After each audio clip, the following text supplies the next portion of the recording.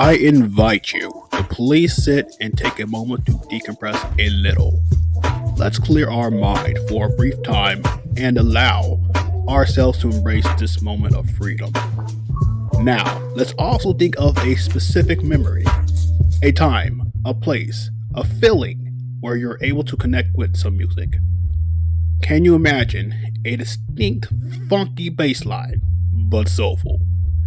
A unique section of breaks and vocal progression so rich you think your soul was singing along with it.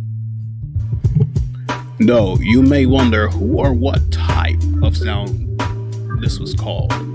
Some dare call it contemporary R&B, others would just call it soul. But honestly, both of those definitions wouldn't serve it proper justice. But there's a reason I want to say this the way I do. Because without it, we would have lost part of the evolution in musicality that other genres would fail to create. I've never really been one to exaggerate often, but when we talk about black art by way of black musicians through black music, we have to remember how pivotal the 90s were.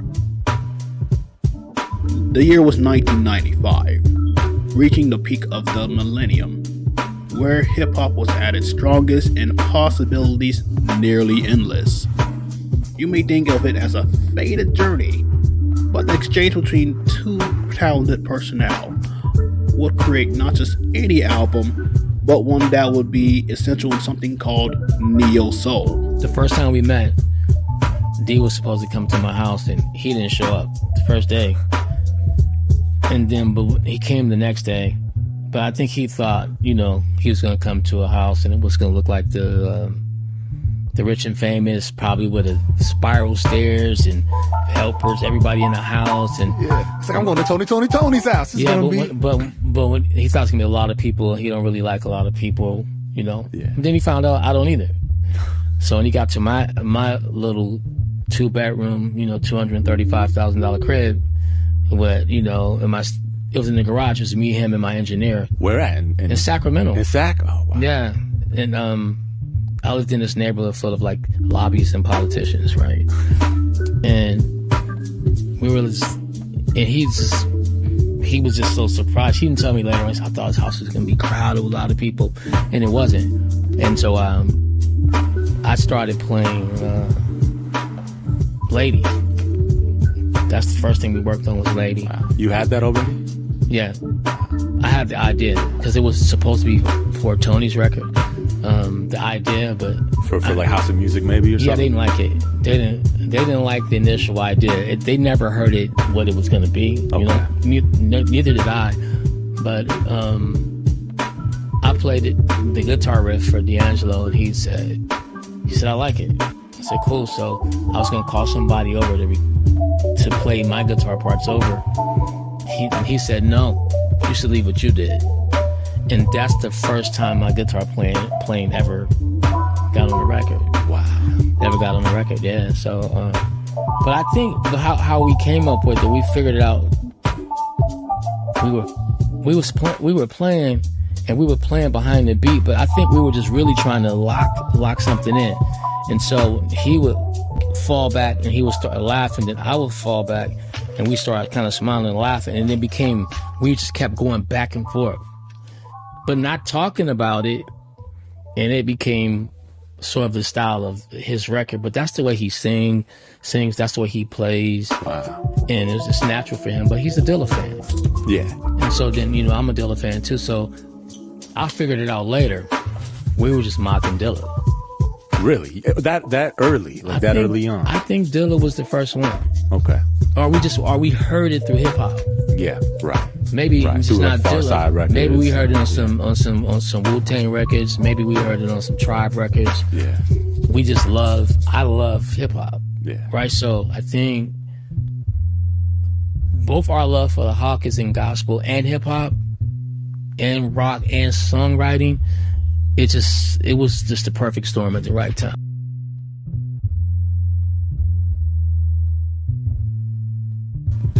By the time that D'Angelo and I started the Voodoo record, which was like mid 96, that was the hardest thing ever, because he constantly, like, he wanted me to drag the beat, but then he dragged the beat behind me. And so now I got to program my mind to think, okay, this is the metronome. And now he wants me to play.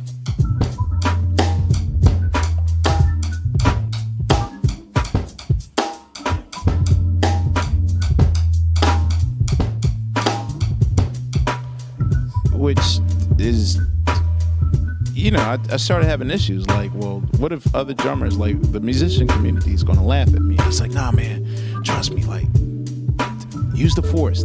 He used to use all these Star Wars analogies with me, like, use the Force, man. And I'd never seen Star Wars, so.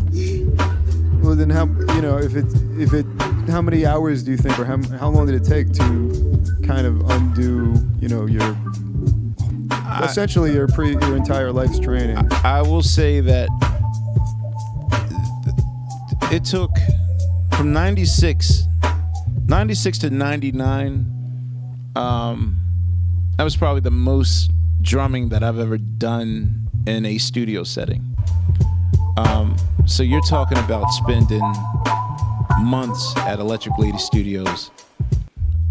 Studio A was D'Angelo's studio. But because he's notoriously a night person, he wouldn't even get to the studio till like 6 p.m. His hours are like from 6 p.m. to 11 a.m.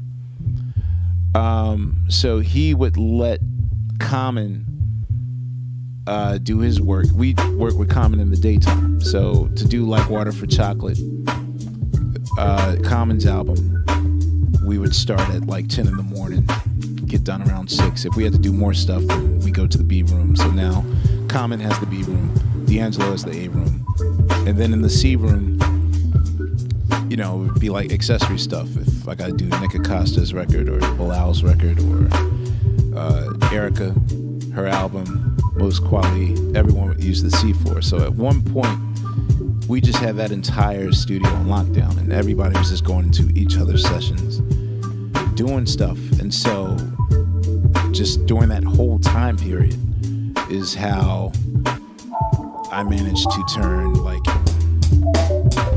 into, if you listen to Dreamin' Eyes of Mine on Brown Sugar, it was more of an accident. Like I'll say with D'Angelo and with the RZA as well. It was more like a happy accident. Like, oh well, that's hip hop. I'll just leave that glitch in there. But you think like, oh man, you purposely did that. Those are the cat that I know that actually like programmed his drums with no quantize. He would turn the quantize off to make it imperfect. In the case of D'Angelo, like a song like Dreamin' Eyes of Mine, like that's the first time I ever heard like that whole.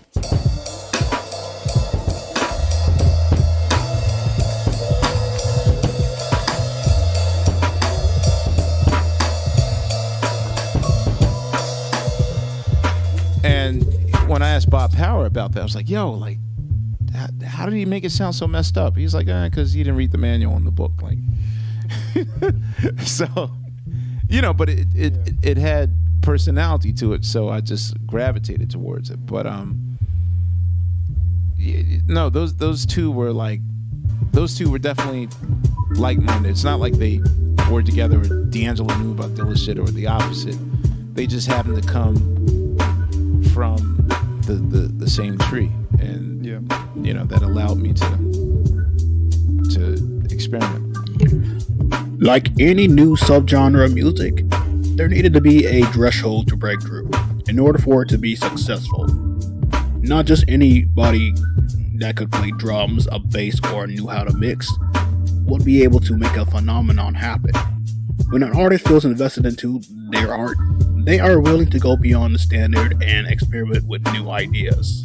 And what funk really means to me is it's black rock and roll. It's when George said we have returned to reclaim the pyramids, that's what that represents to me. we're showing you and we're coming to reclaim what's ours, and this is ours. Rhythm and blues, what you call rock and roll, this is our music. You know, it's not just about, you know, no disrespect, but, you know, white boys playing guitars. It's not what, you know, we kind of invented this. So, and it's just like a reclaiming of that, you know. How does funk play a part in your, how did it play a part in your development? What's the first time you recognized funk as a different thing from, let's say, gospel or jazz or whatever? Well, the first one to kind of like be the catalyst to kind of like point the way was Prince to me. That was it for me. And I was so young when say Dirty Mind came out, like, to me that was the shift. You know, that's when he kind of put his flag in the ground. And I was 7 years old. So I was so young, but my brain was so open for what it was. But I mean, that was the catalyst, because everything that I guess would kind of influence him, or that I learned influenced him, that's what I wanted to go seek after. So, you know, I went and aggressively sought after James Brown, or, you know, George Clinton in Parliament, Funkadelic. I could tell that he was influenced by Ohio players, you know what I'm saying? So yeah, he kind of, you know, pointed me in the direction to hear all that. And I don't know, I guess during like the late 80s, early 90s, when sampling became such a big thing, and it was about, you know, crate digging in the crates and getting samples and finding new breaks and what have you. And I started listening to things like Band of Gypsies that sounded like I couldn't tell whether if it was made back then or if it was made now, you know, because the same beat, it sounded like Premier, you know what I'm saying? Like Buddy Miles, the way he was hitting the drums sounded like Premier to me, you know, or the Meters. When I first heard the Meters, I was like, that shit sounded like it was made just now, you know, sound like Marley Marl or something, you know. So I guess that was the thing, because I started recognizing these common threads that kind of put all these things together. Hip hop, music that was being made back then, like the Meters and, you know, Band of Gypsies or what have you. Those ideas often came with collaborations and being able to work in ways that were never the same every way. Much like the neo-soul equivalent to the Native Tongues group, the Soulquarians would not have defined the next generation of authentic black music without the duality of black vulnerability and black artistry. Understand that without Michael Eugene Archer, the soundscape and progression of the modern musician would not have birthed a movement, a culture, a generation.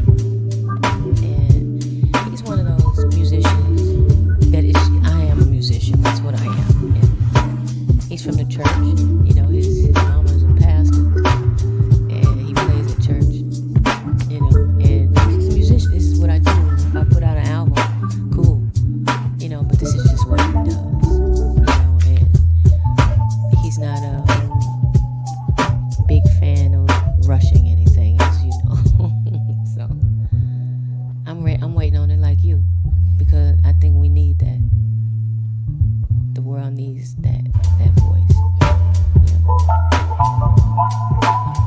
Yeah. Now, consider the conventions of what separates the standard behind something being defined as esoteric in nature as opposed to the norm.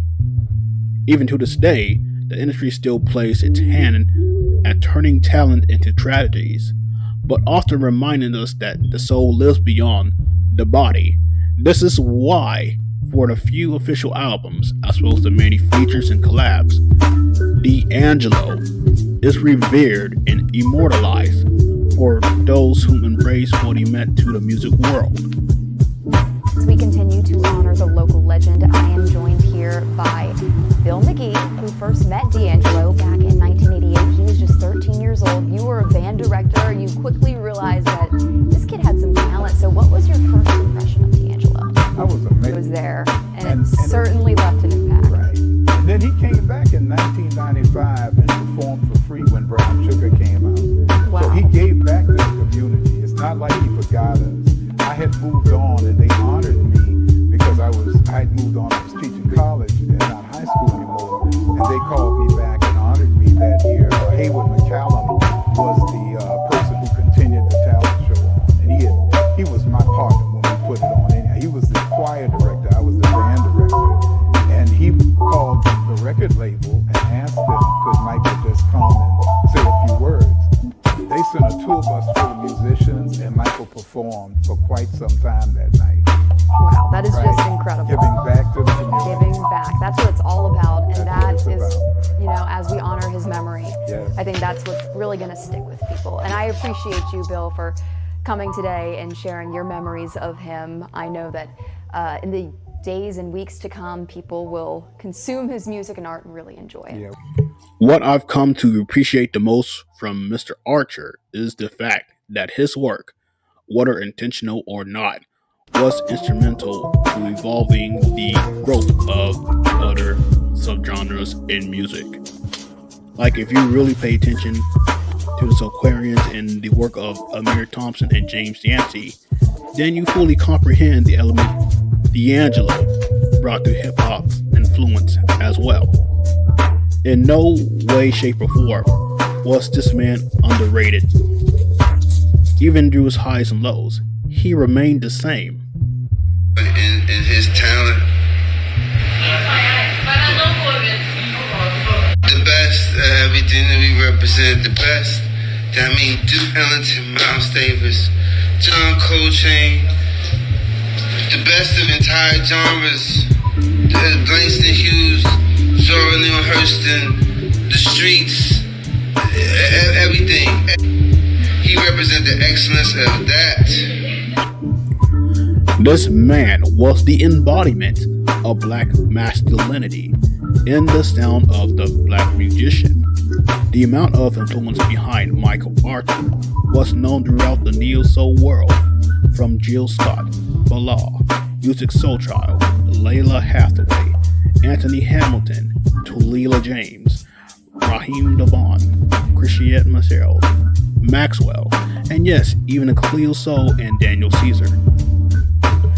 To properly celebrate his legacy, just like Miss Angie Stone's, means seeing the impact beyond his last memory, beyond his contribution to soundtracks, beyond the fact that he was taken from us young.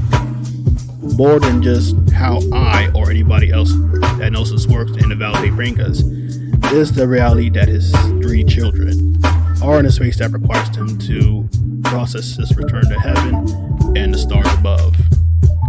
As generations past, present, and future are able to experience him in times we live now, his spirit will live on through music as a whole.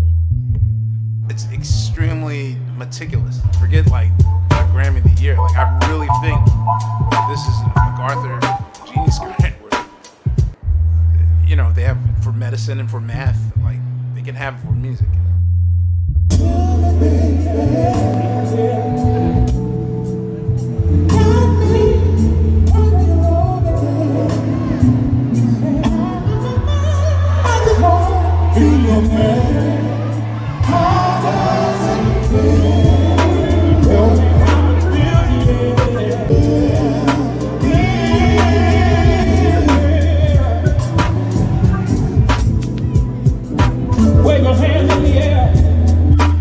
As I and others spend reminiscing from the 15th day since his calling, this is my time to pay my respects and give grace for both friend and foe alike.